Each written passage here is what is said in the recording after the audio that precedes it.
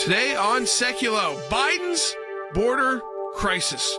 We'll talk about that. We'll also be joined by former Secretary of State and ACLJ team member Mike Pompeo. Live from Washington, D.C., Jay Sekulow Live. Phone lines are open for your questions right now. Call 1-800-684-3110. That's 1-800-684-3110. And now, your host, Jordan Sekulow. Just a number to throw out at you right away. Under President Trump, illegal border crossings decreased to a record low of an average of 832 a day for the entire year of 2017. Under Joe Biden, in his first 6 weeks in office, they've increased to over 6,000 a day. An average of about 800 to over 6,000.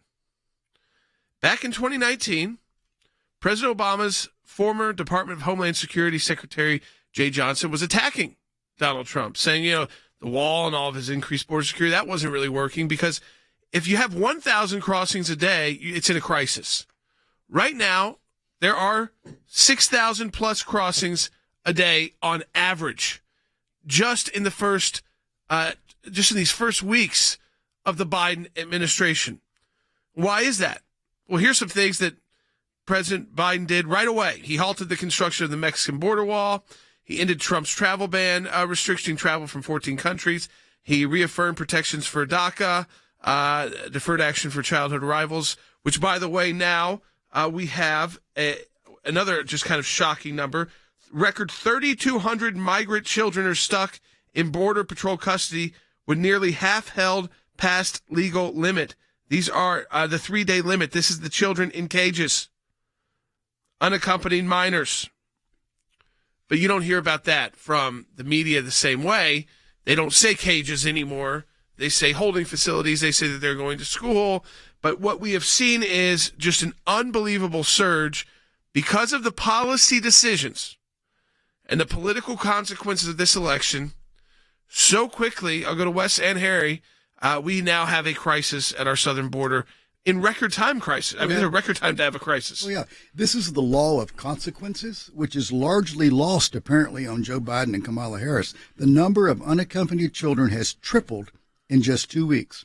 And as you said, there are over 3,000 kids held in what Biden-Harris called immoral cages whenever they were running for office. And so these children are in those same, quote, immoral cages. What Trump policies did, they reduced drastically the number of unaccompanied minors crossing the border. But that's not the case now. In January alone, and the February report's about to come out later this week, but in January alone, there were 5,800 children who crossed alone on the border. As of last Sunday, Jordan, there were 8,100 children in custody who crossed the border.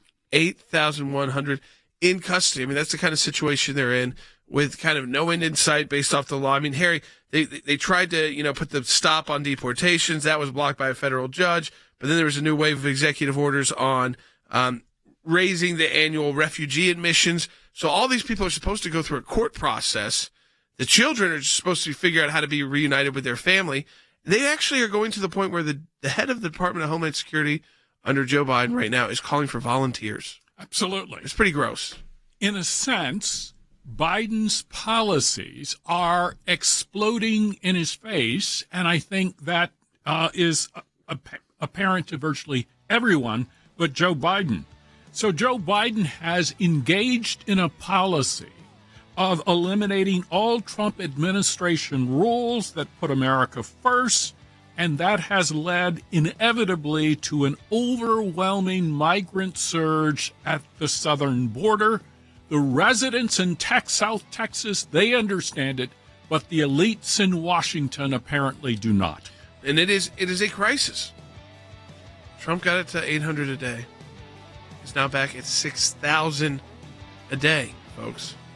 Support the work of the ACLJ. We've got a matching challenge the month of March. Double the impact of your donation at aclj.org. That's aclj.org.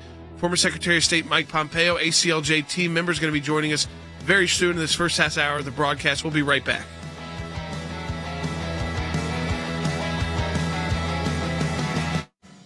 A former DHS official says the number of children currently in Border Patrol custody is the highest in the agency's history. The New York Times is reporting just moments ago that the number of unaccompanied migrant children detained along the southern border has tripled in the last 2 weeks alone to more than 3,250. More than 1,360 of the children have been detained beyond the 72 hours permitted by law before a child must be transferred to a shelter. Biden was vice president in 2014 when the U.S. saw a comparable surge of unaccompanied minors. Nearly 73,000 were taken into custody that year alone. Government data obtained by CBS News also shows U.S. shelters received more than 7,000 migrant children last month, with another 1,500 new arrivals in the first 4 days of March alone. This is the Biden border crisis. Now, Joe Biden and the Democrats may not think it's a border crisis because they don't believe in borders. So they, by definition, don't think there can be a crisis at the border. It's entirely reckless. It's terrible policy,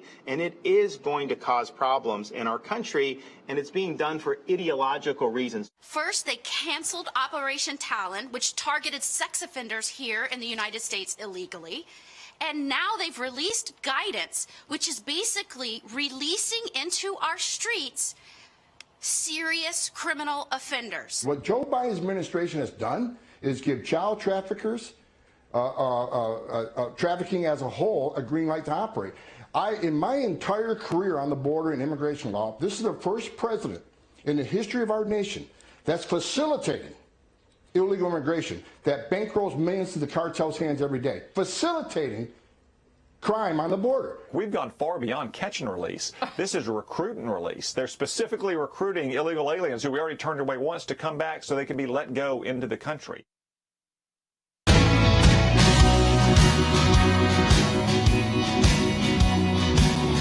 taking your phone calls too at 1-800-684-3110. There is a crisis at our southern border, and the Biden administration is trying to recast it at a different term. Take a listen to this exchange. Pete Alexander from NBC News to Jen Psaki yesterday. Because we're doing... We briefed on this from the Domestic Policy Council today. DHS assessing 117 or so thousand unaccompanied children. 117,000 unaccompanied children will arrive in the U.S. by their projection this year. Will he learn about it today? And that number seems like a crisis. The Secretary said it isn't. How would we define a crisis? Well, I'll leave that to the Secretary of Homeland Security to define. He said it was a challenge. It is a challenge. And now, okay, so they don't want to call it a crisis. It's a challenge. Those are still not good things when they are caused by your bad policies. You didn't have to have this challenge if you didn't buy into the political rhetoric of the far left and then put their policies in place. You didn't have to have this crisis challenge, whatever you want to call it. And then now they're overwhelmed. Now they're seeking volunteers to help. But this is very much an example of taking the executive actions that were taken by Joe Biden immediately and the consequences they are having on our Border Patrol agents and on, of course, our border states. Well, Jordan, first of all, it turns out that enforcement actually makes a huge difference. Who could have possibly known that enforcement actually helps rather than hurts the problem? But second, I mean, I would follow up on the conversation you had about Secretary Alejandro Mayorkas. He wants to call it overwhelming. He wants to call it a challenge. Maybe he doesn't want to call it a crisis. But, Jordan, people need to consider the source. This is a guy who is one of the biggest proponents of open borders that's out there. So if he is conceding, Jordan, that it's overwhelming or it's a challenge, you have a full-blown crisis on your hands. But I would say this, the message from the White House, the message out of Jen Psaki is that they need to do a better job of communicating that now is not the right time to come. Jordan, there's a very clear way that the executive branch communicates not to come. It's by enforcing. It's by sending the message that if you do come illegally, you're not going to be released into the interior of the country. You're actually going to be apprehended and you're going to be turned around. Jordan, that kind of enforcement is what quells a crisis, and we're not guessing about it. This is what happened a couple of years ago. The Trump administration made it very clear that they would enforce the laws, and that quelled the crisis. So again, Secretary Mayorkas can call it overwhelming if he wants, but it's a crisis, and it's a crisis, Jordan, that he could quell if he wanted to. I mean, this is what President Trump did to get to that decrease of having it really under 1,000 a day to averaging about 800 a day, which you think about the size of the border, That is very low compared to what is already gone from 800 a day. Let me just repeat that again, to 6,000 a day on average. 800 to 6,000. How did Trump get there? Well, they limited who qualified for asylum. So people were really clear. They knew if they were coming in, if they were even close to qualifying for asylum. So there was a lot of scrutiny on their applicants who traveled through more than one country to get to the border, because it's part of international law is that if you're really seeking asylum, it's because you fear for your life, safety, and if you've gone through one or two other countries, why to flee your country, you have to make the case why it wasn't safe there. You were still basically being hunted down there. You were still in danger there. Not economic, it's better economically. That's not a case for asylum. You can't say, well, I went through all those other countries. I had to get out of mind because I was being, it was dangerous for my life and my family's life. But I didn't want to stay in the next country because economically it's not as good as America. So that doesn't work in asylum court. It's not an economic court. It's not regular immigration process. Regular immigration to apply for citizenship can be for those purposes, and you go about it a different way, but you don't use asylum. So there was also a zero tolerance policy. Everyone who crossed illegally was referred for a criminal prosecution as opposed to catch and release. We talked about that. They lowered the refugee admission ceiling from 110,000 to 50,000 so they could actually deal with the amount of refugees and people claiming that. And they ended some of the temporary status that were granted to illegals from certain places like El Salvador, Haiti, Nicaragua, and Sudan. So it was, again, very targeted strategy of how do we decrease the numbers so that the people crossing are either more legitimate or are the bad guys. And you can kind of separate those out easier.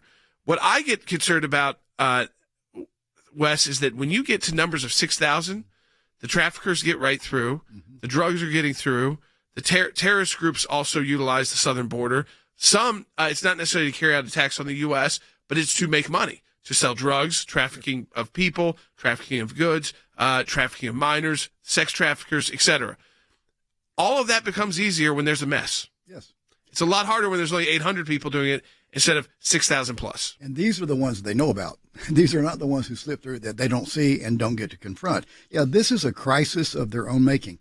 It's a moral crisis for the reasons you just indicated, because of human trafficking of young girls and sometimes boys being taken advantage of by sexual traffickers. So it's a moral crisis. It's also a health crisis because now they are releasing into the interior of the United States people who test positive at the border. They test positive and they still get on a bus and they go into the interior. That's happening right now too. So it's a moral crisis. It's a health crisis. And as you indicated, it's a national security crisis because we don't know who all is coming across the border. No. It is a crisis of their own making. You know, there's a reason that a lot of people are showing up at the border with T-shirts that say, Mr. Biden, please let us in. Yeah. Because this is something that he instigated. As Tom Cotton said in one of our breaks there, this is not catch and release. This is recruit and release. One of the first things Biden did on his first day in office, he issued an executive order. There would be a 100-day pause on any deportations. That was like sending a engraved invitation to people to come and to illegally cross the border into America. You know, it's also, I want people to take a listen to Secretary Mayorkas. Just back on March 1st. This was his message to people thinking about crossing the border. Take a listen. I have to take this opportunity at the same time to reiterate a message that we have communicated repeatedly throughout, which is a message to those individuals who are thinking of coming to our border. They need to wait. They need to wait, Harry. Not don't do it. Not don't break the law. Not this is not going to find safe haven here. You're going to end up in detention facilities with COVID and crisis, and your kids could get separated from you again, and all those horrors that we hear about.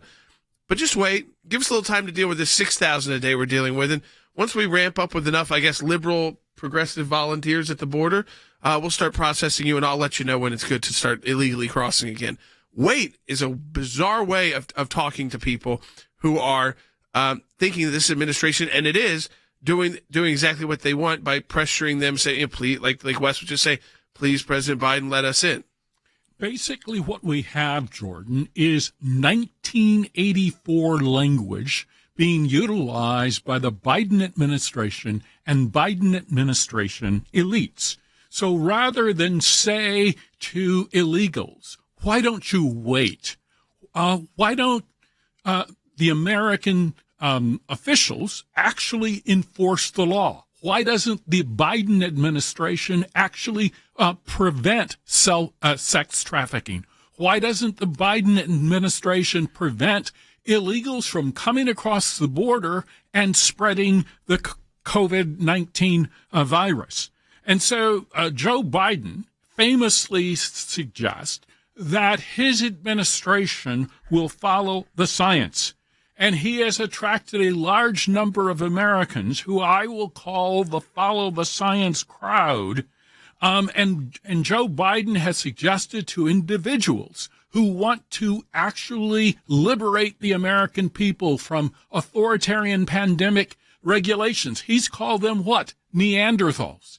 Essentially, the Biden administration immigration policy is a Neanderthal policy unless you favor sex trafficking, unless you favor the spread of the coronavirus. It makes no sense if you believe in borders. And I think that is the quintessential issue. The Biden administration does not believe in borders. I'm going to talk to Secretary Pompeo about this because obviously he's CIA director, so the intelligence of the security at the border, but also as Secretary of State, so dealing with Mexico. This is not something that he is this was right in his wheelhouse, but we're going to talk about some other issues with him as well, including the Chinese Olympics coming up, the Winter Olympics. They're supposed to be in China in 2022, and a new report confirming what he said, which was that the Chinese are engaged in a genocide of the Uyghurs, and that this is a predominantly Muslim population in Western China, and genocide.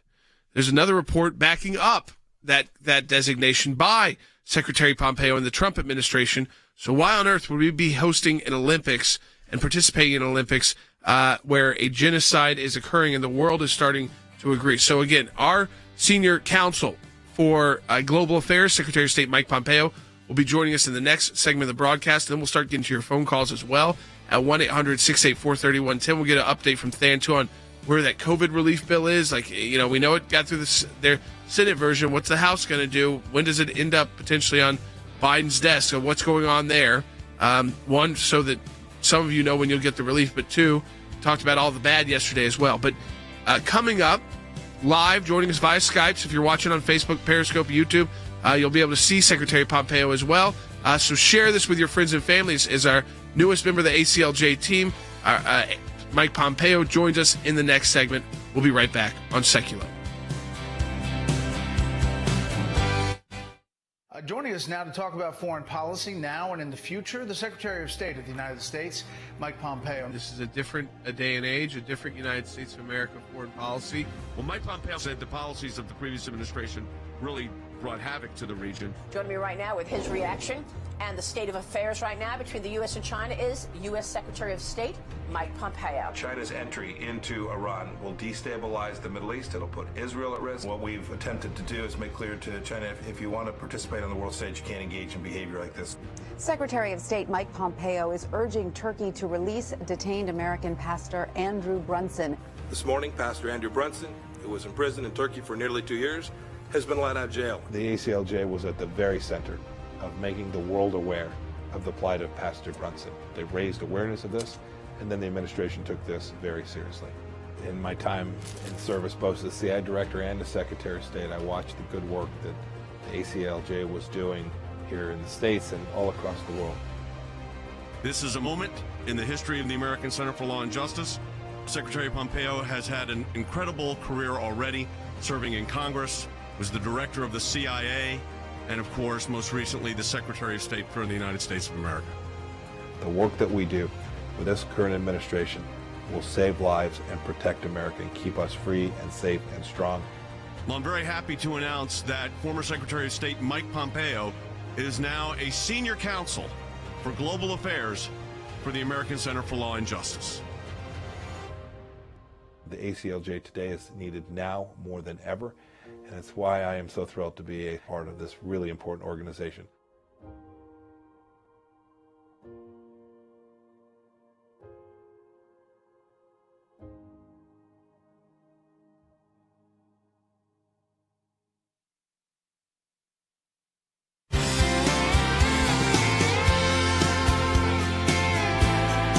Pompeo will be joining us just a moment. We're just connecting with his team. Let me just underscore, too, and we're taking your phone calls at 1-800-684-3110. That's 1-800-684-3110, 1-800-684-3110.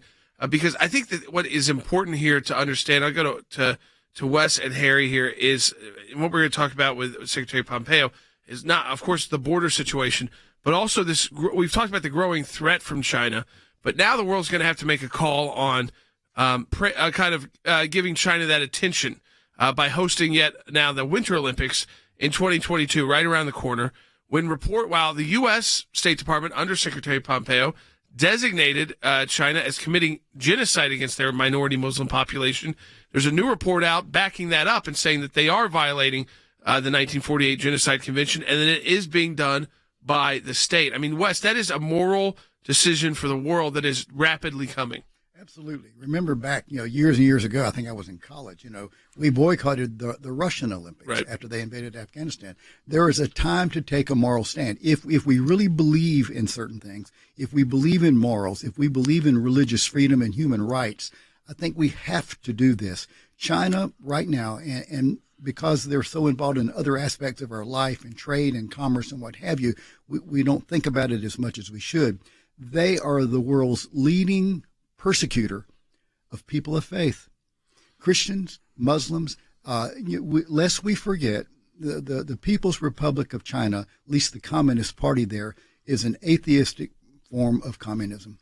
And they are relentless in jailing, persecuting, and sometimes killing people of faith. It takes it to a level, where we're at a level, Harry, where when you reach that level where you have met you're not just persecuting, but you're actually committing genocide. So, and genocide, sometimes people think, they think the Holocaust, they think what the Nazis did to Jews and other minority groups, but it's also, these re-education, the idea that you will strip people of their identities so that if they do rejoin society, they will be rejoining as no longer Uyghurs, but as communists, good communists, good atheist communists without their backgrounds, without their traditions. And that also is a definition of genocide under the UN, under the Geneva Convention, that you're stripping people of what makes them them. Absolutely. So China is committed to a policy of stripping the Uyghurs of their identity. They are engaged in an affirmative policy of indoctrination and genocide. But the Chinese policy has been aided and abetted by global elites in Great Britain, Western Europe, the United States, and Canada. And so what is needed is for those countries to actually grow a backbone and to deal strongly with the Chinese government. But increasingly, there seems to be an unwillingness to deal with China. So, for instance, if you look at the coronavirus and its spread, and if you look at the composition of the World Health Organization, it appears to me that the World Health Organization provided cover for the Chinese cover-up of their own inadequacies with respect to dealing with that particular virus. That is symptomatic of the unwillingness of the West to actually engage forcefully with the Chinese government. That is what is necessary, and that is what the Trump administration did.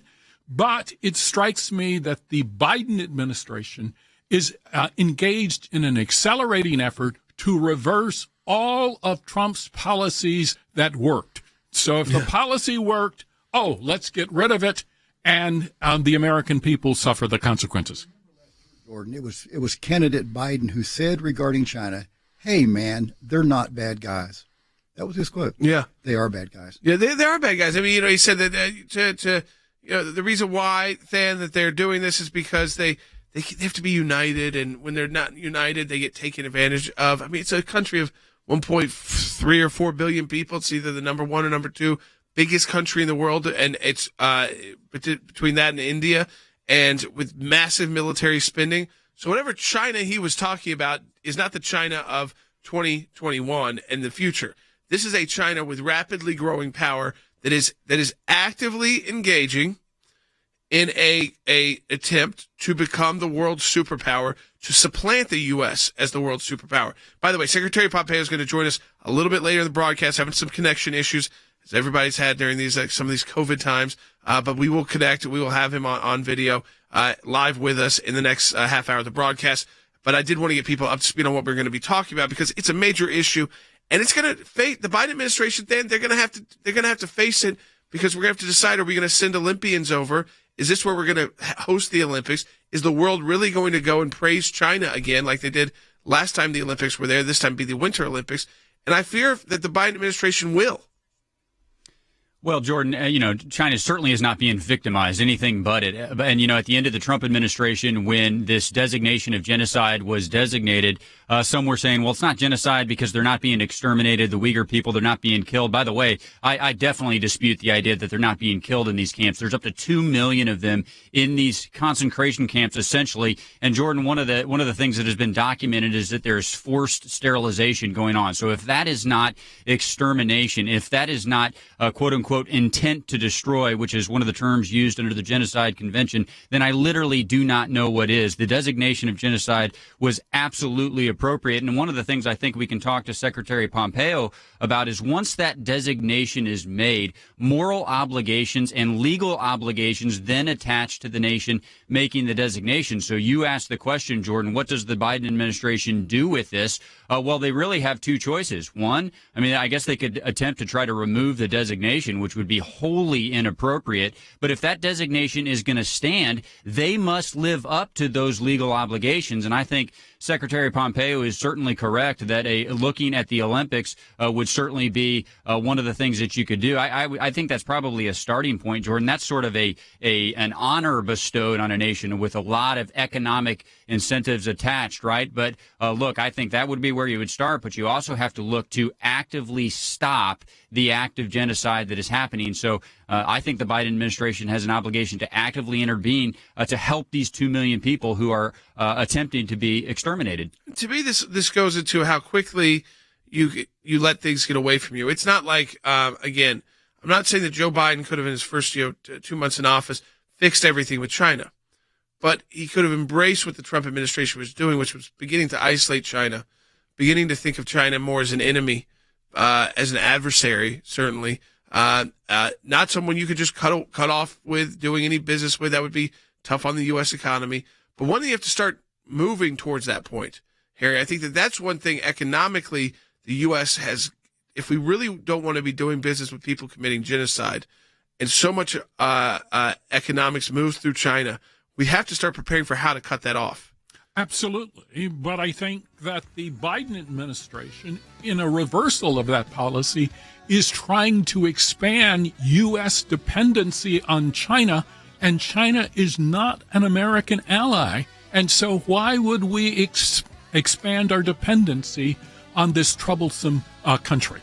So, folks, when we come back, second half hour coming up, Secretary of State Mike Pompeo, former Secretary of State, an ACLJ team member, he's senior counsel for global affairs, will be joining us live to talk about the China issue, talk about the border issue. He'll be joining us live. So share this with your friends and family. If you're watching the broadcast right now, you don't want to miss that. And as always, remember, this is the month of March, matching challenge, double the impact of your donation. That's why we have people like Secretary Pompeo, Rick Rennell, and others on our team. Donate today, double your impact at aclj.org. Here's what I want to say to our ACLJ members, or for those of you that enjoy watching this broadcast. Whether it is going after the deep state, whether it is litigation that we're engaged in, whether it is defending the persecuted church and getting individuals out of prison in other countries because of their faith, whether it's training lawyers to fight for religious liberty, not just here in the United States, but around the globe, whether it is producing a daily 1-hour live television and radio broadcast heard on thousands of radio stations, on TV platforms, on social media platforms. Your support of the ACLJ enables us to do all of this. We want to encourage you to support the work of the ACLJ. We're in a matching challenge campaign. Any amount you donate, we get a matching gift for. Go to aclj.org today. That's aclj.org. Live from Washington, D.C., Jay Sekulow Live. And now, your host, Jordan Sekulow. And welcome back to Sekulow. We are taking your phone calls at 1-800-684-3110. So Mike Pompeo will be joining us next segment of the broadcast, but I want to get some of your calls in as well, 1-800-684-3110. And before we get back to the China issue, and also I want to get back to this border issue as well, because I think it is key to point out that under the Trump administration, they're heavily criticized for the very small amount of people who were crossing the border illegally. They got it down to about 800 a day on average. Now on average, it's 6,000 a day. So it's 6 times the amount of people. When you do that, you are increasing the amount for bad things to happen, because you could deal with about 800 people with our border agent. You could deal with them. It's a lot easier to catch the bad guys. 6,000? A lot tougher to catch the bad guys. A lot tougher to figure out who's really a legitimate asylum claim. A lot more children in cages, which is what's happening right now, being separated for a lot longer period of time. In fact, I mean, we know right now that the current numbers, there's 3,200 children stuck in Border Patrol custody. Half have been held past the legal limit in those cages, which is a 3-day legal limit to be held that way. Nearly 1,400 unaccompanied minors have been held by CBT facilities for more than 3 days. And they're supposed to get them to shelters and places like that. They're not able to do that. So they're calling on volunteers now, but they won't call it a crisis. We will. We'll call it leadership, a crisis at the border. It's a crisis for the people who live in border states. It's an economic crisis, a security crisis, and it's because of political correctness, Harry. They had to make all of those executive orders that undid what President Trump did because they weren't popular with the AOC crowd. Absolutely. So one of the things that I think is becoming very apparent to the American people, beyond the fact that President Biden seems oblivious to the facts that are actually on the ground, is that the Biden administration is not committed to pragmatism. So, for instance, if a Trump policy works, let's eliminate it, not grounded in science or practicality, but grounded in ideology. And so that has led to an emerging border crisis, which is actually expanding day by day. And so Biden, for instance, when he was running for president, he criticized President Trump for, quote unquote, children in cages. It turns out that most of the pictures were children in cages during the Obama administration.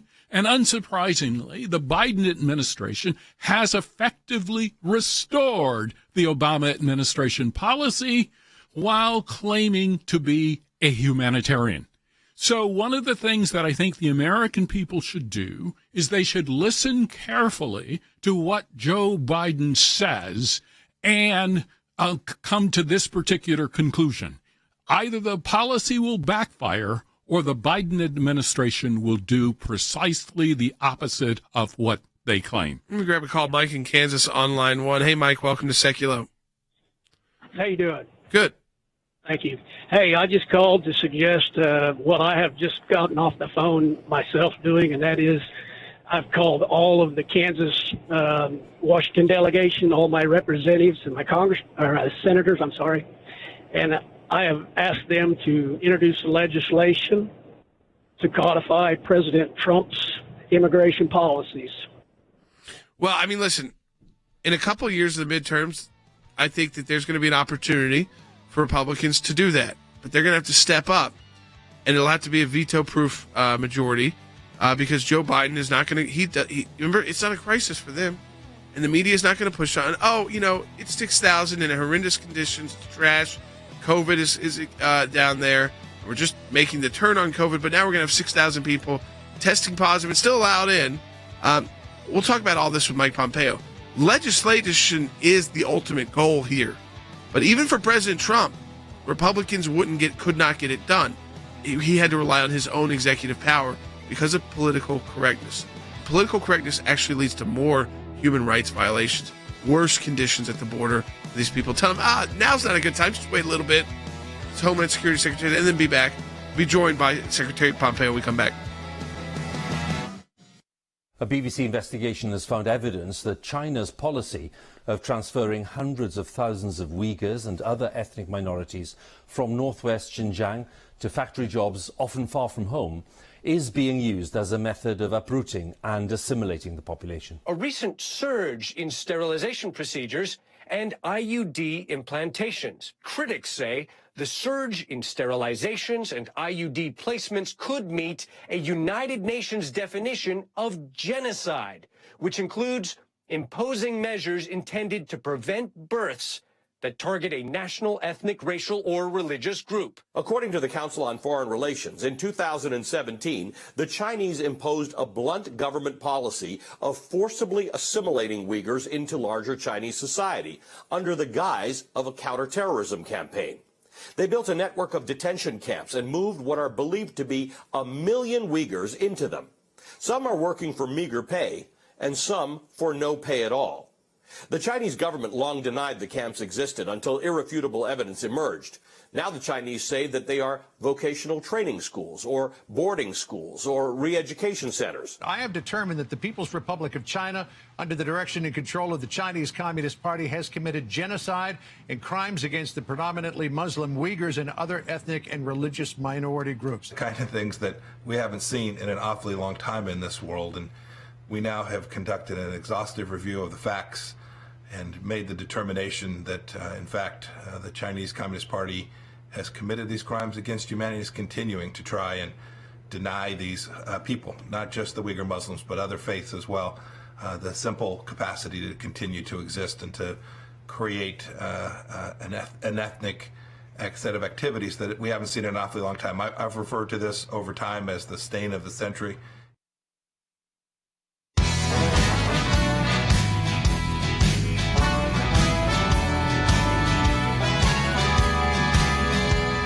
Folks, welcome back to Sekulow. It is great to be joined by our Senior Counsel for Global Affairs, former Secretary of State, Mike Pompeo, on this issue of China that we've been talking about, with a new report out from a separate organization, New Lines Institute for Strategy and Policy, saying what is happening to the Uyghurs in China is genocide. It breaches the 1948 Genocide Convention. Secretary Pompeo took the lead, really. And did you feel like Secretary Pompeo, when you came out initially and made that statement that you've concluded that China was committing genocide under the UN conventions of this specific to the Uyghurs and other minority populations, what was Washington like when you made that kind of declaration? Jordan, we worked on this for an awfully long time. We've been looking at this set of issues for months and months and months. There was lots of debate inside the State Department about whether the legal prerequisites had been met. And in the end, I concluded, A, that the legal prerequisites had been met in spite of the State Department's lawyers thinking otherwise. But most importantly, we know genocide. The world knows what happened in the 1930s in Germany. The world knows when there is a nation state acting in a way that the Chinese Communist Party is acting today. We know what this means for a set of peoples. We know their intentions. You've seen the kinds of activities that are taking place, ranging from forced abortions and sterilizations to internment of peoples. This is a quintessential case of genocide requiring the world's attention, focus, and a response that is commensurate with the threat that the Chinese Communist Party poses to these people. And yet right now, as you noted in Twitter and you've commented about, we're not long away for China hosting yet again another Olympic Games. This would be the Winter Olympic Games in 2022. And if they can get away with what you and the State Department deem to be genocide, I mean, there's specific definitions of this, and your attorney's going through it. It's a major declaration to make. And other organizations now, nonpartisan, non-profit organizations, are coming to the same conclusion. In fact, a lot of Muslim organizations coming to the same conclusion. But if they were rewarded by the world with that kind of opportunity to yet again host an Olympic Games, face no consequences from this, I mean, it kind of like China Unleashed. And when you have China Unleashed, that makes me nervous about not just the broader implications of what it means to the United States as well. And is the world just going to sit by and go to those Olympic Games and act like everything is fine? Jordan, that can't be the case. Your point when you began was this isn't partisan. This isn't political. This is deeply moral. This is about the fundamental nature of humanity and the work that's taking place there by the Chinese Communist Party there to deny the humanness of these people cannot be rewarded by the International Olympic Committee. They need, I know it's close. They think it's close in. It's very difficult to move. I appreciate that difficulty. Well, the whole world wants to see the Olympic Games celebrated, but they can't be celebrated in a country that is conducting exactly this kind of activity. What businessman would want to go there? What individual would want to travel and support the Chinese Communist Party, be part of a games that was being lorded over by Xi Jinping, and who would benefit from having this prestigious event held in this country, all the while he's trying to destroy an entire class of people? No, the International Olympic Committee has a moral obligation to get this right. It has a moral obligation to find an alternative solution, and when it does, the world will reward them for having done so, having done the morally right thing. And frankly, the Chinese Communist Party will have paid a price for the horrors it is inflicting upon the Uyghur population. How much influence? I mean, I think you would know this now, coming out of as Secretary of State, as CIA director. So if the Biden administration, if Joe Biden himself, our president, were to kind of come out, put that pressure, whether it was initially maybe a phone call to China and to the Olympic Committee to say, we're going to take this position. You're not going to knock this off in time. We can't do this here. We can't participate, and maybe build a coalition of other countries to where if they do move forward, it's like a country, it's like a list of the bad actors, if you will, or they find an alternate location because there won't be enough of the countries participating for it to be legitimate. But again, time is short, and I haven't seen that kind of tone coming out of the Biden administration. Jordan, American leadership on this could absolutely drive this to a conclusion that would impose costs on the Chinese Communist Party and do everything inside of our nation's power to deter the Chinese Communist Party from continuing these horrors. After all, that's what we really want. Imposing costs on China is only a means to an end. It is the means towards the end of achieving a world in which the Chinese Communist Party isn't inflicting these horrors. We want to deter them. We want to stop them from doing what they are doing. And the United States, if President Biden were to take this on full frontal, I am very confident that he could change this. I will say this, what I have seen alternatively from the Biden administration is that even today I was reading that Secretary Kerry is cozying up to the Chinese trying to cut a climate deal. How is it the case that this administration can work on a climate deal while they're trying to convince the Chinese Communist Party to stop this genocide? It's very complicated. They have that as a real priority, and I'm afraid they will jettison. I'm afraid they'll jettison Taiwan. I'm afraid they'll jettison the people of Hong Kong, and I'm afraid they will genocide the Uyghur Muslims, all for the benefit of a climate deal. Yeah, and then the second would be like, if we had to take a stand as the United States, do you think that, under a different administration, I'm not sure under this administration it would happen. I think we could we need to put the pressure campaign. That's why it's important that you're starting to talk about it, and we're starting to talk about it. Everybody's kind of make this an issue, and the Olympics kind of gives people kind of something realistic to tie this to. So we're not just talking about this genocide they may not be able to see, and they're trying to understand who are the Uyghurs and update people about that. But would this be a situation where if the IOC says, you know what, we're moving forward with China, we don't care about you, United States, should the U.S. go, or should we boycott? Is it a boycott? I hate doing that to our athletes who have been training for that. It's the worst. But at the same time, I don't want to be supporting people engaged in genocide. I hate it too. It's difficult to imagine a U.S. Olympic team going there. Remember, this is a country that is detaining people from Canada today. It's got 2 Canadian detainees who are held for no reason whatsoever, the 2 Michaels, as we called them. Yeah. This is a country that is violating international law. We've watched them deny people exit from China when they were doing business there because there was some perceived transgression, when the reality was it was just some political objective. It'd be very difficult, I think, to send an American Olympic team to Beijing under these circumstances. But I hope in the first instance we build out a coalition and convince the IOC that this isn't the right place. And if you have to delay it, you have to move the games back a bit, so be it, to reward this kind of behavior with the prestige of the International Olympics or the Winter Olympics is completely inappropriate. Yeah, I mean, this is, and again, we've had Pastor Saul who's there for 4 years, and I mean, these charges is totally bogus, but pressuring China, it's not easy. It takes that coalition. It takes reminding other countries, hey, you've got your people here too. I think it's right with Secretary Pompeo, building that coalition to oppose this move. I know, Wes, you've got a question for Secretary Pompeo. Mr. Secretary, China is what it is and does what it does because they get away with it. There's no real price to be paid, in a deep, meaningful way, I think. The world should unite. And if the world united, China would be forced to change, for example, its genocidal policies. Is that a pipe dream? Is there any way for the United States to lead so that the world says enough is enough? Wes, of course it's the case. And our administration began that process. It began with identifying fact sets and sharing with the world what was really taking place and being fearless in identifying the threats to American freedom and our own security, what that meant, and then to share that across the world as well. I spent a good part of my time as Secretary of State working on exactly that project, making sure that everyone in the world knew that their economic predation was destroying lives and that the genocidal activity and the work that they'd done to violate the most basic promises they'd made to the people of Hong Kong. The list is long, and we did that. We began to impose costs on our own. The president placed tariffs on them. We sanctioned senior leaders of the Chinese Communist Party who were engaged in these atrocities in the western part of China.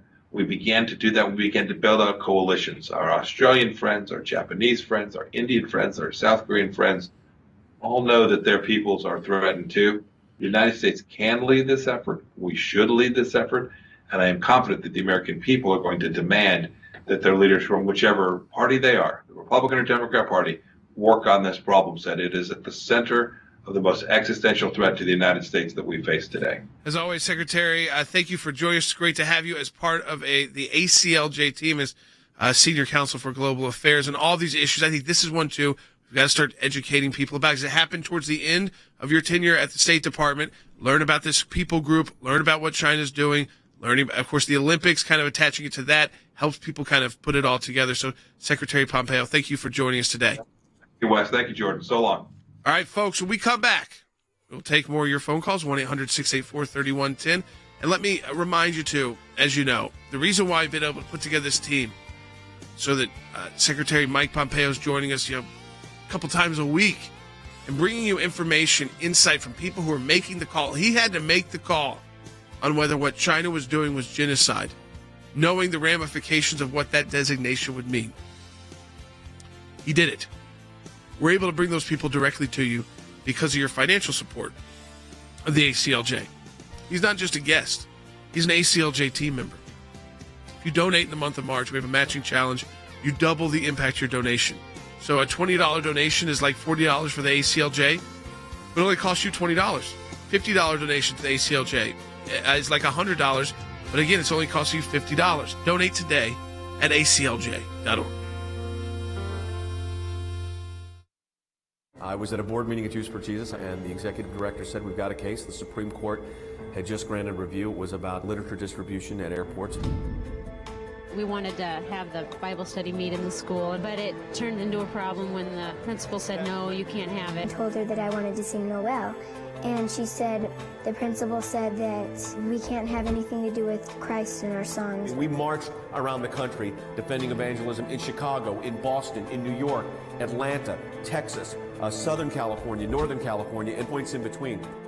We got a letter one evening from the IRS saying they wanted all this information that we all knew immediately was not right. How do you fight the government? How do you fight the IRS? Tea Party groups say they're being targeted by the Internal Revenue Service, and they're enlisting the aid of the American Center for Law and Justice. They were trying to shut groups down that they disagreed with. This was very, very serious. The federal courts do not need to become monitors of state trespass actions, and that's all this is. We were looking for the right to speak our minds and our consciences, and we won that right today. Religious persecution is a situation where your life is literally put in jeopardy simply because of what you believe. Can you help? Can you do something? He's on death row, and so we launched an international campaign. His freedom now rests solely on diplomatic efforts by the United States government and world leaders dedicated to human rights. The release of Andrew Brunson. He is the American evangelical from North Carolina, held in Turkey for more than 2 years. There was an Air Force plane that came from Germany that had been on standby. We're flying, and they finally left Turkish airspace. It's like, okay, we're really out of Turkey and free again.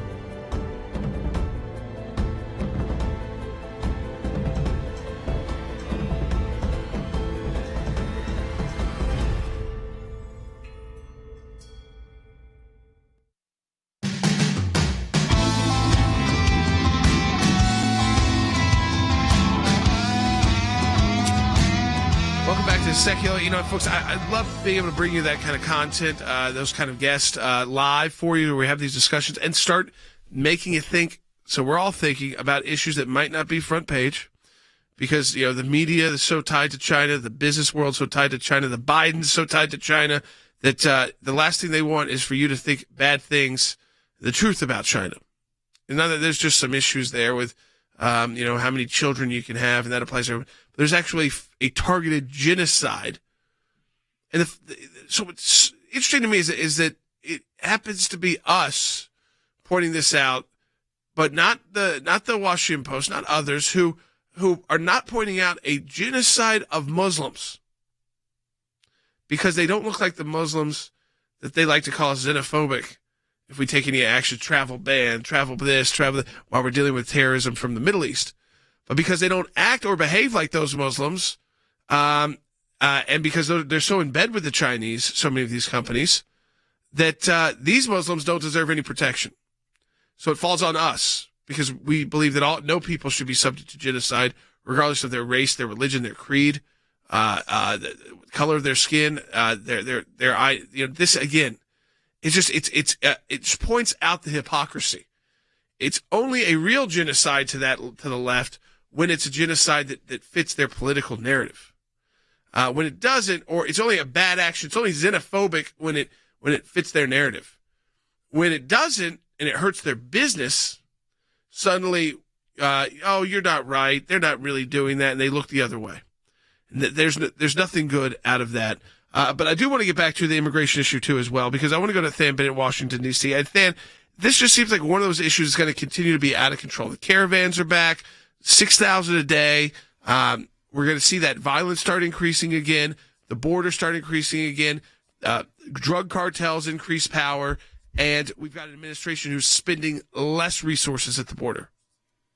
Well, unless you could change a policy, Jordan, it's just going to increase the magnet for people to continue to come. And I go back to the soundbite you played earlier in the broadcast where the secretary was telling people to wait. Jordan, he may as well send them a green light, because if he is going to say to wait, that's going to tell them that they're going to get away with it when they come. And look, I want to remind people what his title is. He is the Secretary of Homeland Security. So, Jordan, how about when some people say we're going to violate the law, we're going to come in contradiction to the law, it's going to, first of all, he should tell them it's going to be a very dangerous trip and you may not survive it. But if you make it, I, as the Secretary of Homeland Security, will send you back. That's the message he should be sending. And Jordan, I also just want to remind people, you did earlier in the broadcast, but a refugee program or an asylum program, that is something that we actually care an awful lot about. We utilize those programs to help people whose lives are truly in danger to come to the United States of America. And when those programs, Jordan, are abused to this extent, here's what happens. Someone takes one of those spots that is legally allowed under the statute, comes into the United States under a false pretense. That costs someone who legitimately qualifies, who legitimately needs asylum, or who is legitimately a refugee. That costs them a slot, Jordan. So this idea of just letting anyone come and not enforcing the laws, it is actually the opposite of compassionate. It costs people whose lives are truly in danger the ability to seek America, the city on a shining hill. Yeah, I mean, you can't get the real asylees in. You can't get that. The courts are overwhelmed. The catch and release policies, people never show back up in court. But then you're creating that entire another. I mean, we're at somewhere we think around 11 to 20 million people who live in the shadows, and we never got to figure out under President Trump. They would not go along with plans to figure out what to do with those people. Obama, no plans. All executive actions that would be in and out of courts. It looks like Biden going the same way. And if you don't, you're going to create another 20 million people who live in the shadows. They're not U.S. citizens. At any time they could be deported. And then they have these long, they may have long histories, but they're not able to establish being here legally. And they could be generational. It could be multi-generational. And no one's really sure who was the American here. Who was the person who can actually legally be here, which is a moral failing also. Absolutely it is. And that 11, 12 million figure of people that are here illegally, that's been the figure that's been tossed around for about 10 years. Yeah. So I suspect it's probably a lot more than that. But the Biden team, to what Than was saying, they tried to make the case that President Biden is fulfilling a campaign promise to be more compassionate to immigrants. This is not compassion. Being held at the border, these children being held, unaccompanied, giving people in South and Central America false hope. That is not compassion. And not only that, it endangers Americans, their personal security, economically, their health, now that people with COVID are being released into the country. And it's a slap in the face, not only to what Than mentioned, to people who really are refugees who need to come here. It's also a slap in the face to immigrants who come here legally, who wait, who go through the process. And, of course, it's creating absolute chaos on the border. And it's all because of the policies of this president who's been in office just a matter of weeks. Yeah, I mean, this is something here I think that it's pretty remarkable. It just shows that how tumultuous the situation is, how the Trump administration was doing everything they can, spend a lot of resources, a lot of time selling the ideas to the American people, selling the policies, the idea of a wall, but also of increased border security, putting more resources there, and getting it down to that a manageable number, and how quickly policies and tone of an administration can take something that was under control and now it's out of control. Absolutely. And the cost of the change in policy is being borne disproportionately by the most disadvantaged Americans. And so I would challenge anyone to go to South Texas. If you go to the cities in South Texas, they are being overwhelmed by immigration, illegal immigration. Most of those residents are poor. Most of those residents are Hispanic. Most of those residents tend to lean toward the Democrats. But now many of those residents are realizing that the immigration crisis at the border is costing them jobs, is increasing the crime rate in their neighborhoods. Meanwhile, the elites who live in the Tony areas of Washington, D.C., who live in Bethesda, see additional immigration as simply a political move. So at the end of the day, illegal immigration means that the migrants are political pawns in advancing the progressive ideology of the left. They don't really care about these individuals. They don't really care about advancing the interest of the United States. And so at the end of the day, we are all poor because the Biden administration reversed the policies of the Trump administration that were working. Folks, I mean, again, this is an issue that is not going to get better over time under the Biden administration. Congress, listen, I think it would take the midterm elections. So they're either going to have to wake up, and the media is going to have to wake up and start calling, using the same terms, children in cages, showing the images, showing how disgusting it is, showing how gross is the human conditions people are living in. With the idea, of course, that COVID is spreading too. These are not people that have been vaccinated yet. Certainly, they're low on the list there, and they're not coming from countries that have real good plans for that. Until that happens, it'll go 6,000 a day, 10,000 a day. We're going to be right back to just total chaos again at the border, which is bad for everyone. And it's a moral failing as well. Support the work of the ACLJ. We're not afraid to call this out. We're not afraid to take a stand on the issue. Support the work. Double impact your donation at aclj.org. We'll talk to you tomorrow.